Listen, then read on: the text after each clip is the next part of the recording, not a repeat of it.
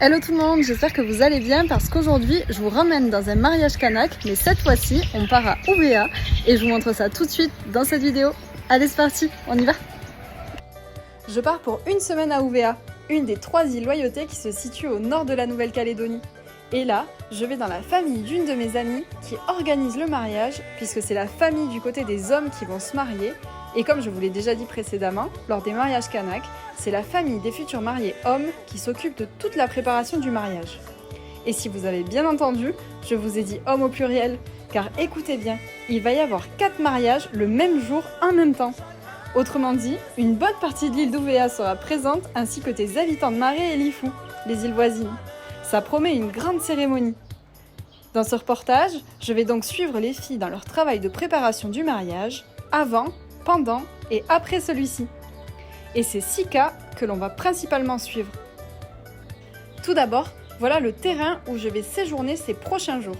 Nous sommes à la tribu de Banouch, il y a plusieurs cases, et vous avez remarqué, elles ne sont pas rondes comme celles que j'ai déjà pu vous montrer. Elles sont rectangles, une première particularité de l'île d'Ouvéa. Il y a des chambres, le lieu de vie avec le feu pour faire la cuisine à l'abri, et une table pour se retrouver tous lors des repas. À gauche, la chambre de Bailly, la grand-mère, et les salles de bain, il n'y a pas l'eau courante d'ailleurs, on se lave avec le seau et un peu d'eau chaude chauffée à la bouilloire pour les plus frileux. Et en continuant un peu plus loin, au fond à droite, voilà notre case, la case des filles, où nous sommes 7 à dormir.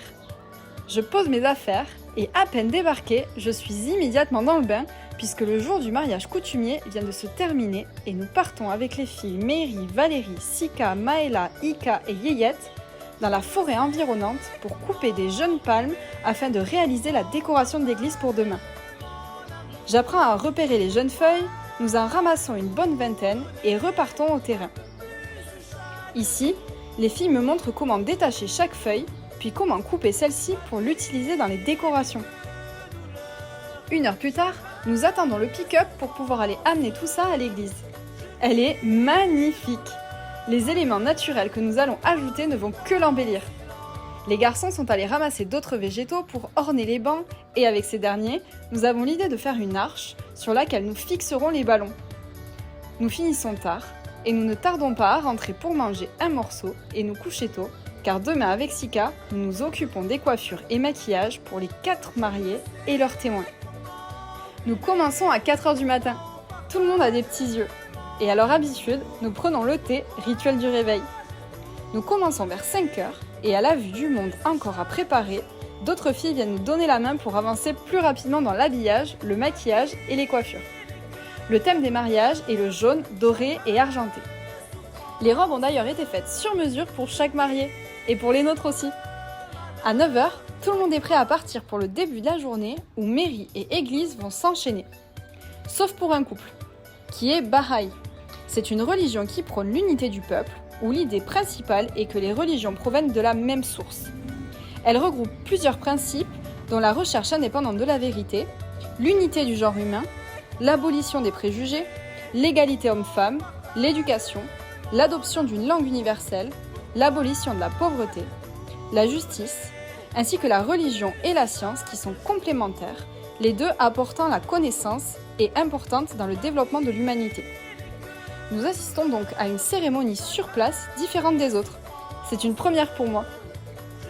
D'ailleurs, nous restons ici la matinée pour préparer les tables. Et voilà une deuxième particularité d'Ouvéa. Les mariés ne mangent pas à table, mais par terre. Oui, vous avez bien entendu. C'est ici que nous préparons les nattes et les couverts qui serviront aux mariés durant le repas. Les décorations, couverts et tables sont prêts. Et les mariés reviennent. Le service commence avec les salades et les gigantesques langoustes porcelaines pêchées par la famille une semaine avant. Puis le repas se poursuit avec les plats et se termine par les gâteaux en fin de journée. Nous mangeons, la musique se met en route et annonce le début de la soirée qui durera jusqu'au lendemain matin et même pendant plusieurs jours pour certains. Le lendemain du mariage, nous partons nous balader sur l'île, puis le soir, c'est la coutume des ignames. Des mots sont prononcés pour les mariés et les ignames sont positionnés sous forme de pyramide pour montrer les dons coutumiers. Nous retournons sur le site 2 jours plus tard pour récupérer la vaisselle. Avant de trier, nous nous attelons à la vaisselle. Ici, on utilise des produits chimiques bien forts pour dégraisser ces grosses marmites, mais avant, les femmes utilisent aussi les fibres de noix de coco comme éponge et la terre pour dégraisser lors de la première étape de nettoyage. À midi, nous préparons une bonne salade avant de repartir pour redistribuer la vaisselle qui appartient à différentes maisons. Et pendant ce temps, les garçons démontent les cabanes construites pour le mariage avec des tôles et des troncs d'arbres. Le vendredi, nous allons dans la famille de chaque femme une à une pour faire la coutume. Et ici, la famille de l'homme fait un geste coutumier pour marquer la transition de la mariée de sa famille initiale à la nouvelle, celle de l'homme. Le midi, nous restons manger ici car la famille d'une des mariées a été pêcher du poisson ce matin et nous a préparé un buffet ainsi que des gâteaux huîtres, ces beignets typiques d'Océanie. Le soir, en allant dormir, une surprise nous attendait. C'est à force d'entendre des bruits de crissement que nous avons mis la lumière sur un crabe avec qui nous avons probablement dormi le reste de la nuit. Pour mon dernier jour ici, je me réveille avec Bailly et sa petite fille avec qui nous faisons des colliers de coquillages. Bailly m'offre un petit sac confectionné traditionnellement, typique des îles. Nous partons faire un tour sur la plage où le ciel est gris, mais les couleurs se mêlent entre le bleu et le sable éblouissant. Nous partons aussi manger une dernière fois et c'est le grand départ. Et voilà pour ce qui est du mariage kanak à Ouvéa. Nous on se retrouve la semaine prochaine pour de nouvelles aventures sur Morgan Explorer, toujours dans Destination Ailleurs. Tata, bisous.